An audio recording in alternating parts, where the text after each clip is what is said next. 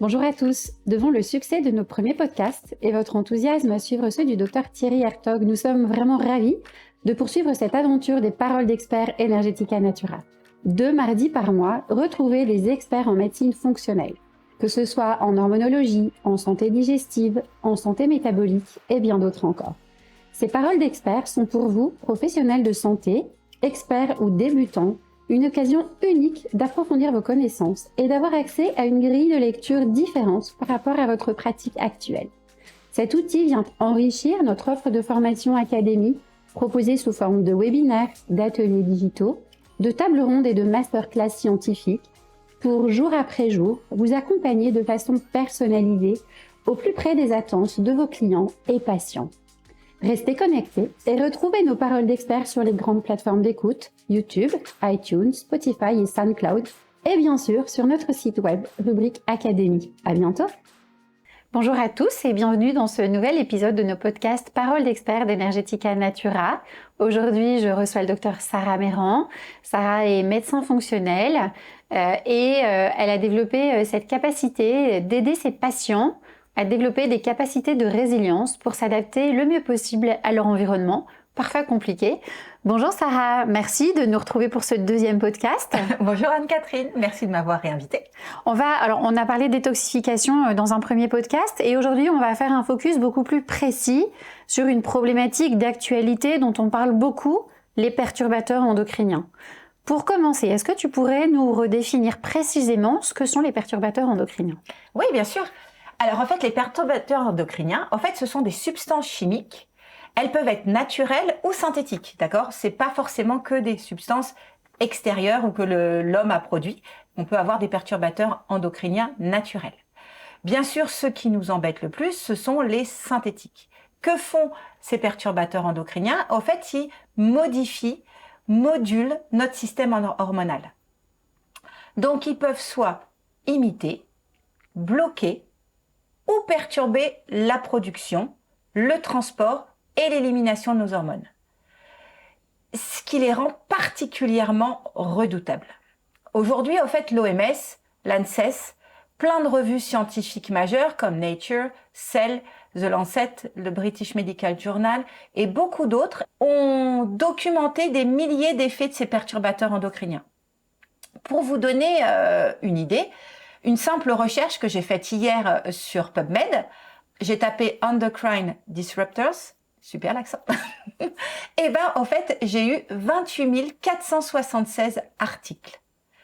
Et il y a un rebond dans les publications, surtout depuis 2019.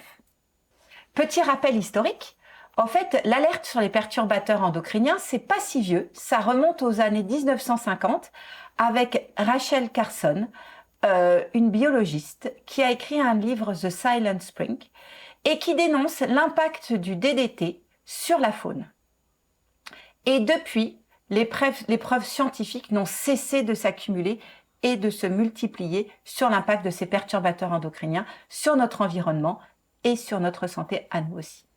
Est-ce qu'on connaît un petit peu mieux aujourd'hui, Sarah, les principales cibles des perturbateurs endocriniens sur notre organisme ? Quelles sont les fonctions qui vont être les plus altérées par les perturbateurs endocriniens ?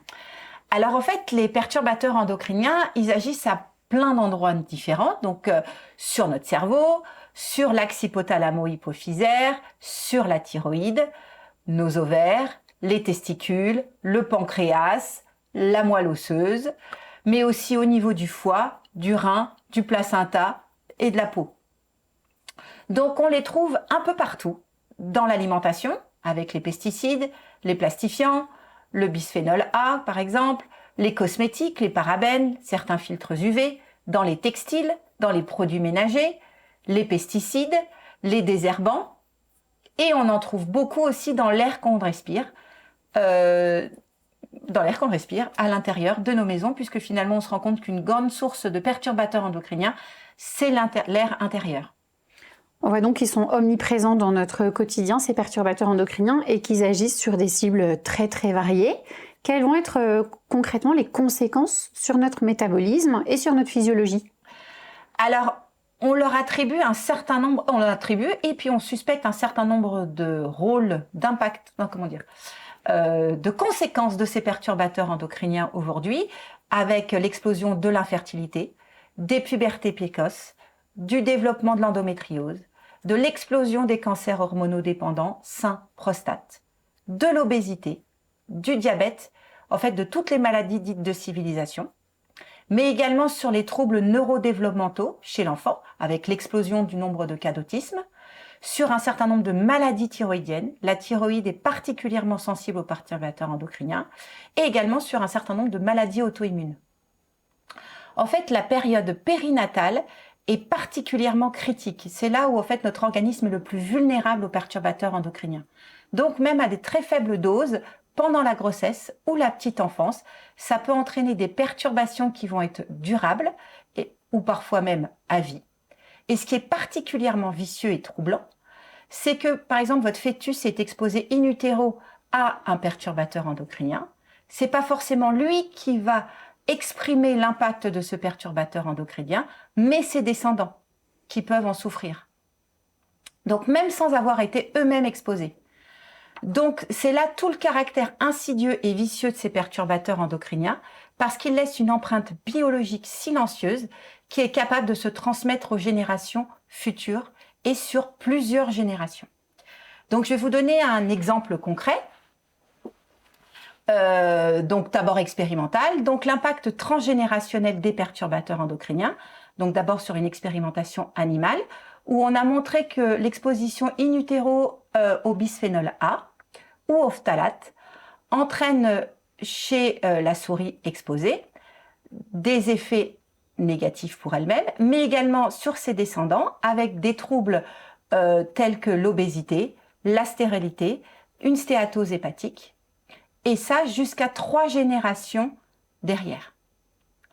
Et puis chez les humains, on a une histoire qui est malheureusement tristement célèbre, c'est l'histoire, le scandale du Distilbène, où finalement ce médicament a été prescrit aux femmes enceintes entre les années 1950 et 1970, et ça a provoqué des malformations et des troubles de fertilité et des cancers, notamment chez les filles et également des problèmes chez les garçons, exposés in utero, mais aussi chez leurs propres enfants et les petits-enfants, alors qu'eux-mêmes n'ont jamais été exposés au Distilbène.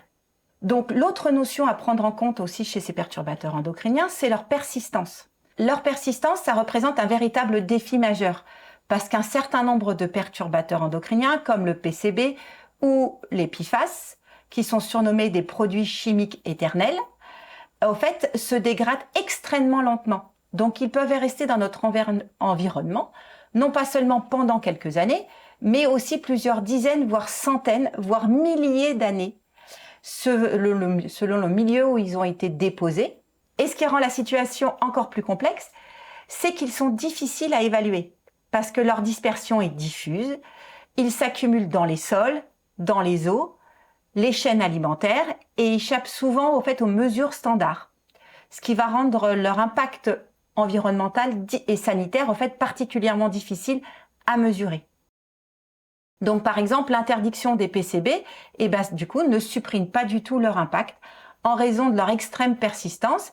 Ils restent détectables et bioactifs dans l'environnement pendant encore des centaines voire des milliers d'années. Donc en fait interdire un perturbateur endocrinien, c'est pas du tout s'affranchir de son effet négatif. Ensuite, autre point très important, c'est l'effet cocktail. En fait, on n'est que très rarement exposé à un seul perturbateur endocrinien. Souvent, c'est des mélanges ou des complexes de molécules chimiques. Et du coup, quand on dose une toxicité, ou quand on évalue une toxicité ou la dose toxique, on n'évalue qu'une seule molécule à la fois. Et on évalue rarement l'effet cocktail, parce que souvent, les substances chimiques, leur effet négatif peut soit s'additionner, voire même se potentialiser. Donc du coup, ça rend aussi une évaluation extrêmement complexe de l'impact de ces perturbateurs sur notre santé et également sur la mise en place d'une réglementation pour nous protéger de l'impact négatif de ces perturbateurs endocriniens et évaluer vraiment concrètement leurs dangers et éventuellement mettre en place des normes ou des restrictions adaptées.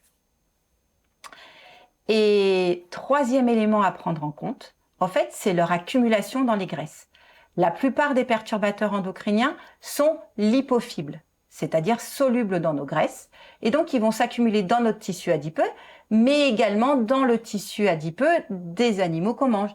Et donc aujourd'hui, lorsqu'on consomme de la viande, du poisson, et des produits laitiers, et du coup, ce sont des sources très importantes de perturbateurs endocriniens.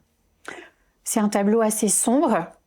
Pourtant, on peut rester optimiste. Il existe des solutions qui vont nous permettre, dans une certaine mesure, de limiter notre exposition ou de favoriser l'élimination des perturbateurs endocriniens.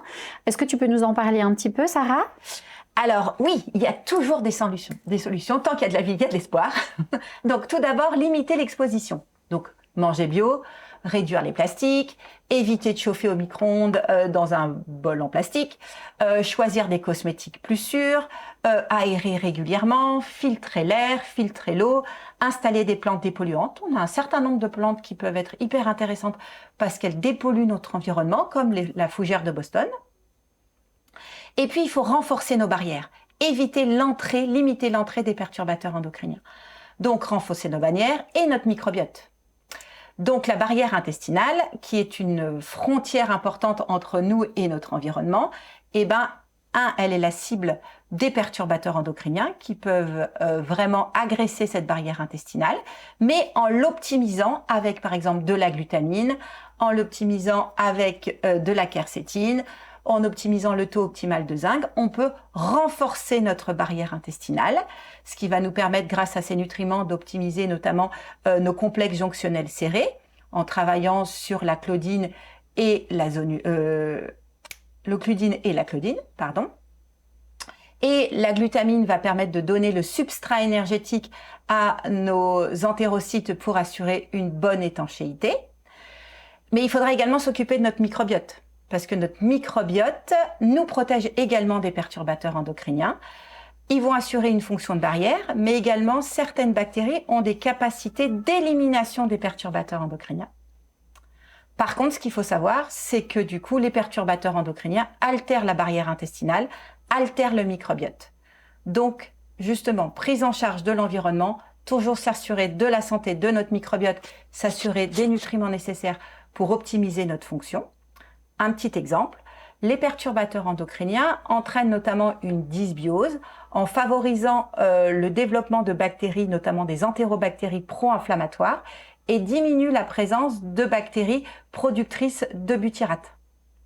Donc en donnant des probiotiques, des prébiotiques ou des postbiotiques, on peut rééquilibrer ou compenser cette altération du microbiote et relancer notre fonction de barrière. Donc, il y a des études qui ont été faites avec le Lactobacillus rhamnosus, le Bifidobacterium longum, qui ont permis justement d'optimiser la lutte contre et la protection contre un certain nombre de perturbateurs endocriniens. Et donc, comme dit, pour optimiser notre microbiote, on pourra utiliser des prébiotiques, comme de l'inuline, des amidons résistants, on pourra utiliser des postbiotiques, comme le butyrate. Après, c'est pas la seule barrière. On a aussi la barrière respiratoire, on a la barrière cutanée, on a la barrière vaginale, etc.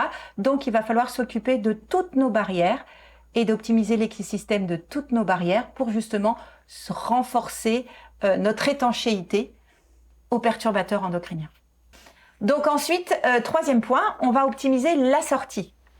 Donc, on va optimiser les fonctions d'élimination, nos capacités d'élimination des perturbateurs endocriniens. Et on va utiliser, notamment comme on a vu tout à l'heure dans nos capacités de détox, on va utiliser le foie et les différents émoctoires. Donc, comme on a vu, les perturbateurs endocriniens sont lipophiles. Donc, on va se servir, optimiser la phase 1 de détox, la phase 2 et la phase 3. Donc, il faudra s'assurer qu'il y a un bon équilibre entre les phases, comme on a vu tout à l'heure, et qu'il y ait tous les nutriments nécessaires, comme le fer, les vitamines du groupe B, le glutathion, la cystéine, le sélénium, le zinc, la vitamine C, la vitamine E, etc. et les différents polyphénols pour assurer l'équilibre entre les phases, la gestion des radicaux libres produits en excès et ensuite optimiser la phase 2 pour qu'il y ait les différents cofacteurs pour pouvoir assurer les phases de conjugaison et optimiser ensuite le rein et les voies biliaires. Donc les crucifères sont particulièrement intéressants, comme on l'a vu la dernière fois, grâce au sulforaphane, grâce à l'indole 3-carbinol, qui permettent d'éliminer notamment un certain nombre de perturbateurs endocriniens qui ont une fonction un peu œstrogénique, et donc qui va permettre de favoriser leur détoxication.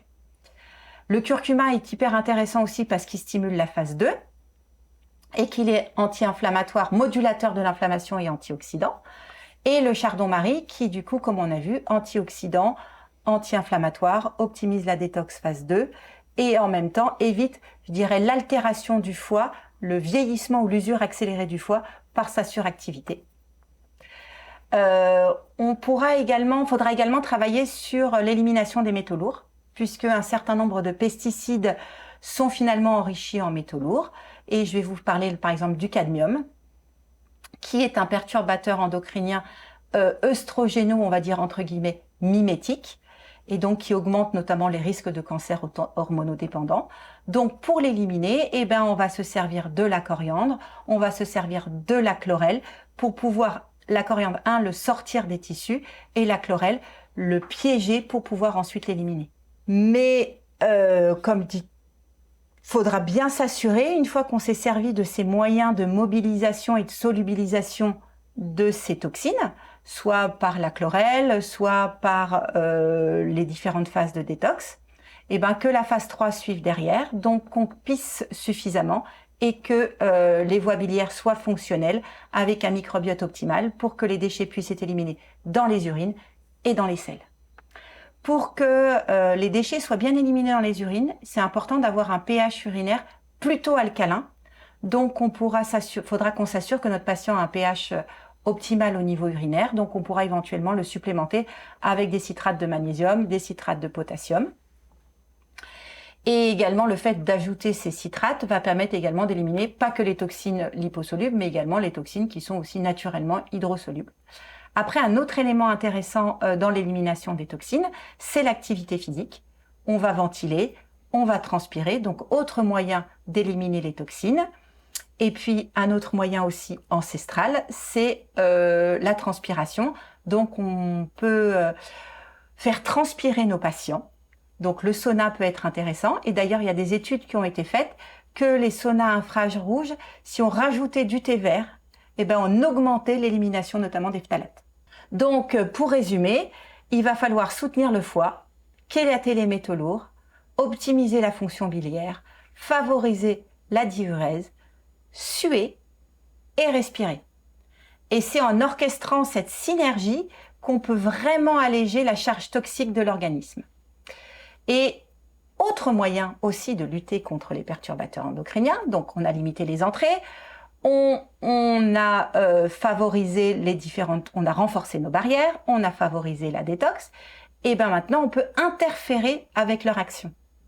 C'est-à-dire qu'on a vu qu'ils perturbaient notamment un certain nombre de récepteurs hormonaux, donc on peut contrecarrer leur action sur les tissus en utilisant par exemple des isoflavones de soja, qui vont être des modulateurs sélectifs des récepteurs aux œstrogènes, qui vont, et dans certaines études, peuvent réduire jusqu'à 70% l'action du bisphénol A sur les récepteurs aux œstrogènes de type alpha. On peut avoir l'extrait de grenade avec l'acide élagidique qui va inhiber l'aromatase et réduire la conversion des androgènes en œstrogènes. On peut avoir le zinc qui va optimiser la fonctionnalité des récepteurs, notamment des récepteurs ceux à doigt de zinc. Il y a aussi l'apigénie du persil qui est hyper intéressante parce que c'est un modulateur sélectif des récepteurs aux œstrogènes, ce qu'on appelle un SERM, et qui va avoir plutôt une activité anti-œstrogénique avec une faible affinité pour les récepteurs alpha et bêta et qui soutient en plus la translocation des récepteurs GLUT4 qui va améliorer la sensibilité à l'insuline. Parce que comme on a vu, un certain nombre de perturbateurs endocriniens modifient l'imprégnation œstrogénique, mais également modulent la gestion de l'insuline et ont une action sur les récepteurs de l'insuline en entraînant une insulinorésistance. Autre élément hyper intéressant, c'est que pour protéger notre thyroïde, qui est également hypersensible aux perturbateurs endocriniens, lui assurer un apport suffisant dans ces différents nutriments, notamment l'iode, en fait, ça va bloquer l'absorption des halogènes, comme le brome et le fluor, et ça va réduire l'impact négatif de ces halogènes sur la thyroïde. En plus, l'iode, par un mécanisme de crosstalk, optimise aussi les récepteurs à la progestérone, aux oestrogènes et au cortisol. Donc du coup, hyper intéressant et hyper important d'assurer des apports optimaux en iode. Ensuite, il faut savoir que ces perturbateurs endocriniens, ils vont induire un stress oxydant. Ils vont induire une inflammation. Donc, il va falloir s'assurer d'une bonne gestion des radicaux libres et d'une bonne modulation de l'inflammation. Donc, on va pouvoir se servir de la curcumine, de la quercétine, qui sont des excellents modulateurs d'activité des kinases et qui ont des propriétés antioxydantes également et de modulation de l'immunité. Le resveratrol est aussi super intéressant parce qu'il régule la voie de NF-κB, diminue la production de cytokines pro-inflammatoires telles que l'interleukine 6 et le TNF-alpha, mais également stimule les sirtuines.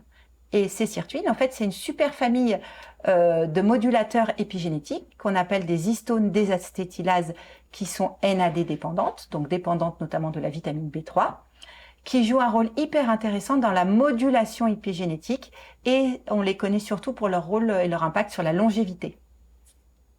Et donc le resveratrol possède également des propriétés phytoœstrogéniques, donc ça va moduler l'impact des perturbateurs endocriniens sur les récepteurs aux œstrogènes, et c'est également un régulateur du stress oxydant par son propre pouvoir antioxydant, mais c'est également un facteur qui stimule le facteur de transcription NRF2, qui va stimuler toutes nos enzymes antioxydantes.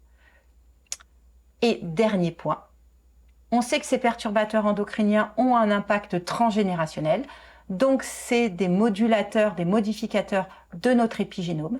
Et bien en optimisant notre environnement de régulation épigénétique, donc en s'assurant d'avoir un bon niveau de vitamine B9, B12, B2, B6, une homocystéine inférieure ou égale à 7, on va pouvoir s'assurer qu'il y a une méthylation optimale au niveau des gènes, des promoteurs des gènes, mais également au niveau des queues d'histones, ce qui va pouvoir réguler l'expression des gènes et potentiellement limiter l'impact transgénérationnel des perturbateurs endocriniens, et ça a été démontré chez les petites souris.